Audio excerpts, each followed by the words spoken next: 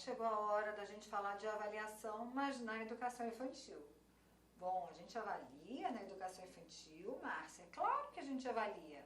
A avaliação faz parte de todos os processos na educação, inclusive na educação infantil. Lógico que é uma avaliação que vai acontecer de uma forma diferenciada, mas nem por isso deixa de ser avaliação. Vamos lá? Bom, avaliar, afinal, o que é isso, né?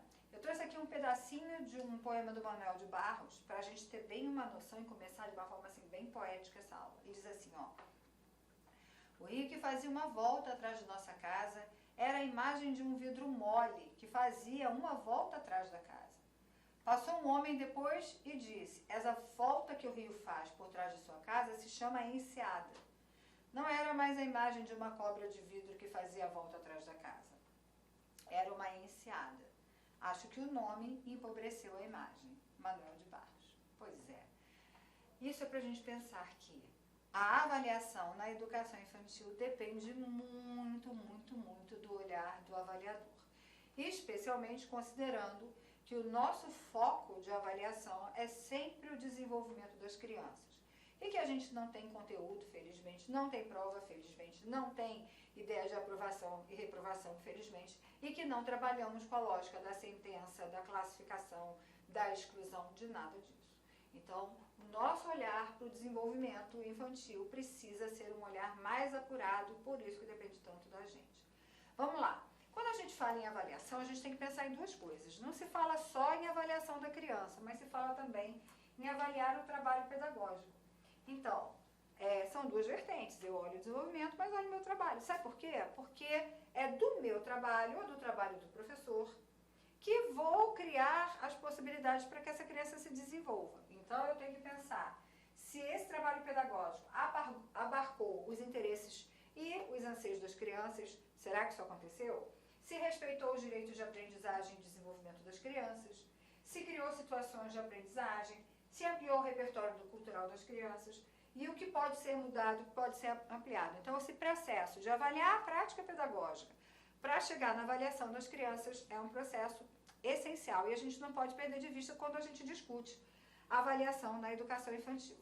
Para a gente pensar na avaliação das crianças, a gente entende que a avaliação não pode ser aquele negócio pontual, faço aqui, olho nesse momento, não. A gente avalia o tempo inteiro a trajetória das crianças.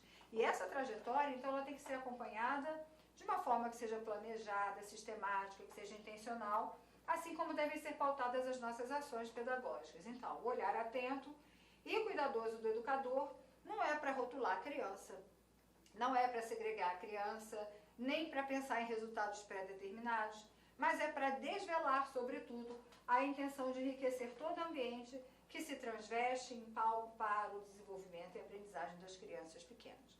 Então, a gente não quer criar sentença, a gente não quer rotular a criança, a gente quer acompanhar essas trajetórias de desenvolvimento.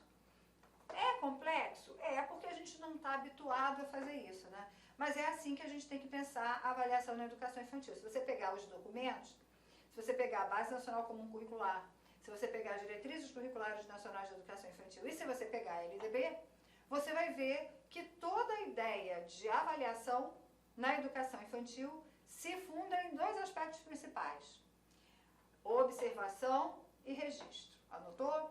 Sempre observação e registro. Então, são questões que a gente não pode desconsiderar. Bom, avaliar as crianças pequenas, então, é enfrentar o desafio, olha que coisa, de revelar o universo infantil singular em transformação frente a experiências educativas enriquecidas e também oferecidas às crianças. Então, olha só, como é que eu vou revelar esse universo infantil singular, né? São tantas crianças, né? As crianças são tão diferentes. Como é que eu faço para revelar quem são elas frente àquelas experiências que eu proponho? Lembra? Sempre essa coisa de duas vidas, de duas facetas. O que eu faço e o que eu ofereço para as crianças e como é que as crianças se desenvolvem a partir disso que eu ofereço. Então, as avaliações das crianças devem jogar luz sobre os respectivos processos de desenvolvimento e também sobre a inserção das crianças junto aos seus pais. Bom, a gente trabalha, e a educação infantil trabalha muito com essa ideia de desenvolvimento dentro dessa perspectiva socio-interacionista. Ou seja, é na interação com outros que as crianças vão aprendendo diferentes culturas, vão aprendendo a conhecer o mundo, vão tendo experiências que são significativas para elas e dessa forma elas se desenvolvem. Elas ampliam todas as suas capacidades a partir destas experiências que são ofertadas a elas. Então, por isso que é muito importante a gente pensar nessa inserção junto aos pares. O que quer dizer isso? Que a nossa descrição sobre o ponto de vista pedagógico, feita ou não a partir de um roteiro, tem que ser capaz de revelar as características da criança em relação àquilo que foi desenvolvido com ela e para ela. A gente tem que superar aquela ideia que a gente tem, que às vezes a gente vai ver, né, relatório de professor, às vezes até a coordenação pede para você fazer assim, e é tudo um copia e cola, tudo igual, né? E fala assim, fulano gosta muito de brincar no parquinho. A brincadeira preferida é a bola. Aí você copia e vai lá o outro. Fulano gosta muito de brincar no parquinho. A sua brincadeira preferida é o peão. O seu colega preferido... Gente, não é isso. É pra gente pensar. Nós temos um trabalho pedagógico que é intencional. E se ele é intencional, eu tenho uma intenção, eu tenho que ver como é que ela acontece lá com as crianças. E as crianças mesmas, elas mesmas vão me dar pistas para saber se o que eu fiz foi ou não foi legal. E aí eu vou sempre replanejando. Jussara tem aquela forma da gente pensar a avaliação, Jussara Hoffmann, que é bem interessante, cabe bem aqui na educação infantil, que é aquela ideia da ação, reflexão, ação. É exatamente isso aqui também. Eu ajo, estou refletindo sobre a minha ação para depois pensar e planejar uma outra proposta para as crianças. Bom, portanto, a gente pensa em observar e registrar. Então, o que a gente registra? Tem aqui um caso de um livro que eu trago para vocês verem, porque a gente tem que entender que na educação infantil esse processo de avaliação é bem peculiar, é bem característico, né? Então, ele diz assim, ó, Carlos é uma criança de 4 anos que decidiu fazer um carro de corridas com blocos de madeiras grandes e tapetes pequenos. Precisava de uma alavanca para fazer as marchas do carro, mas já não havia blocos. Foi ver na área da expressão plástica, da arte, encontrou alguns tubos de rolo de papel de cozinha. Para conseguir o comprimento que queria, precisava de 2 tubos, mas não sabia como faria para colar um no outro. Um dos professores disse-lhe para falar com o Cris, que é o nosso especialista em fitas colantes, fita durex ou fita adesiva. O Cris ajudou o Carlos a fazer uma alavanca para fazer as marchas do carro com os 2 tubos para atingir o comprimento correto e necessário. Para resolver esse problema, a confecção da alavanca para as marchas, Carlos teve que pensar nas características que queria dar à alavanca e depois teve que encontrar os respectivos materiais. Nesse caso, materiais compridos e estreitos. Teve ainda o problema de imaginar uma forma de juntar um tubo ao outro. Nenhum destes exercícios de resolução de problemas teria ocorrido se existisse na sala um desses brinquedos de plásticos que imitam o interior dos carros com volante e quadro de bordo. Inspirado, no caso apresentado na página 156, do livro Aprendizagem Ativa, de Nancy Altman Brickman e Lynn Spencer Taylor, publicada pela Fundação Calouste Gulbenkian, Lisboa, Portugal, em março de 1996. Bom, isso é um grande exemplo daquilo que se espera que os professores façam nesse seu processo de observação e de registro. Então, é observar como as crianças lidam com esses desafios que aparecem no cotidiano, que são propostos pelo professor, ou que são propostos pelas próprias crianças nas brincadeiras, como foi o caso aqui do Carlos, para ter esse nível de observação e de registro da situação. Vamos perceber que o registro é rico, né? E me diz aí, você que é professor, ou você que está se preparando agora para esse concurso, né, que trabalha com educação infantil, você tem visto registros de observações realizados dessa forma? Pois é, isso é o que a gente pretende. Então, veja, tem toda a ideia de uma trajetória de como ele fez isso aqui, é uma cena de brincadeira. Mas olha a riqueza, olha quantas coisas a gente entende a partir dessa colocação que foi feita pela professora.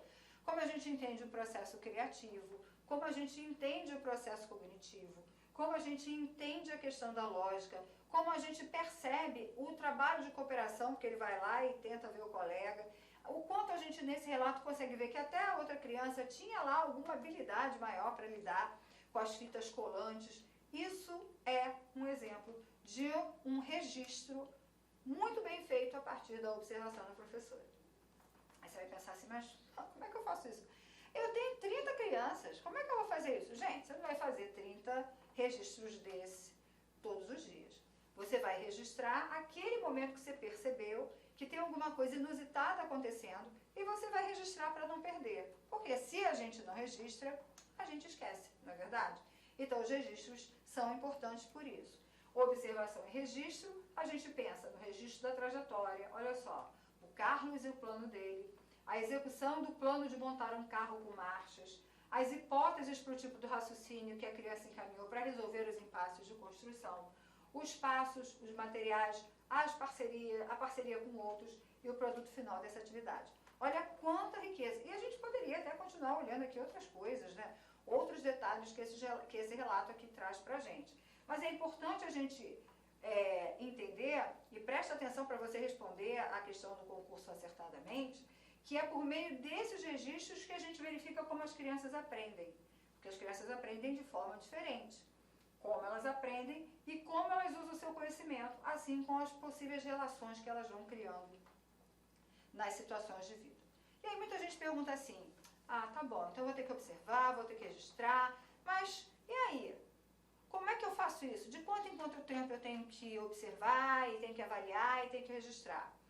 A lei não fala sobre isso, tá? A lei diz que você tem que ter um instrumento para apresentar para os responsáveis, que você precisa avaliar a criança a partir da observação e do registro, acompanhando a... Olá, meus amigos. Inicialmente eu peço desculpa para você, eu peço licença, pois interrompi seus estudos. Mas esse vídeo da Lá Concursos é um vídeo demonstrativo para todos aqueles que desejam fazer o concurso da Prefeitura de Barra do Bugres. É um vídeo demonstrativo para vocês conhecerem a qualidade do nosso curso.